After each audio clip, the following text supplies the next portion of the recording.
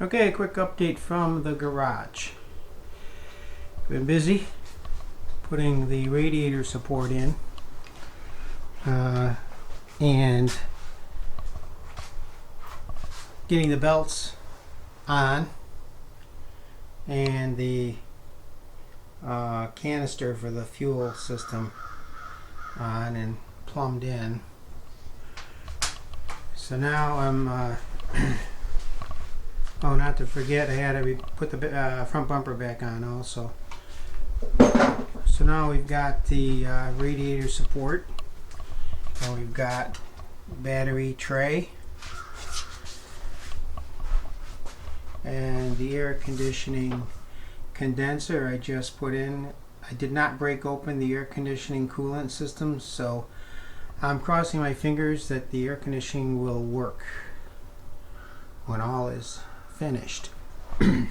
So the next step is going to be the radiator will be installed, and the coolants and the automatic transmission fluid and the power steering fluid will have to be added in.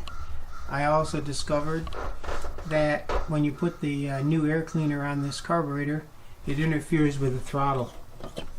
Well, that can't be, so did a quick look up on the internet and I found out that there's a 1/2 inch spacer for General Motors products. That's $10. And then you have to get a longer stud here to hold the air cleaner. The air cleaner will be raised a little bit higher. So that's on hold now because those parts are on order. So the next step is to finish this up and get the engine running, which will be the next video. I expect that will be the next video out of me.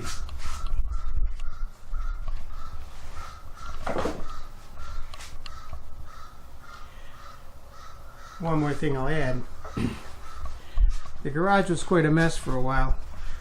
It's really getting cleaned out now. The only thing remaining is the engine hoist, which I'm going to use to put the old engine on the ground. And there's the old engine in all its glory. Kind of cool. But I'm probably going to sell it really cheap to somebody that wants it for parts or to tinker with it. But I'm not going to be in a hurry to do that until I know that everything's all set with the truck. And it's all broken in. I don't need anything. So that's it for now. Well, this is later on, same day, after a long day in the garage. I've completed the assembly of the Suburban with the exception of the grill. The grill and the headlight trim is all that remains on the front here. I've put antifreeze in. I've put automatic transmission fluid in, and I've put power steering fluid in. On top of that, I went through the exhaust system and tightened everything with an air impact wrench. So I believe the exhaust is ready. I've been racking my brain for things I might have forgotten. I don't have the fan shroud on because that's broken. I have to get a new one. And I can't put the air cleaner on until I get my spacer.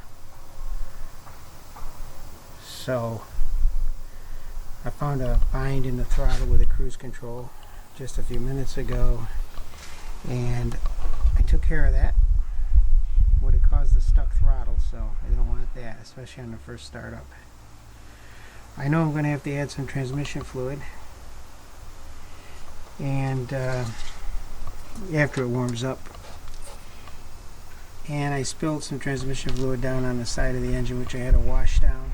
So I think it's ready to start tomorrow morning. I'll go through a checklist and I will be ready to start it. for the first time. Now, underneath here, I have a dual exhaust here.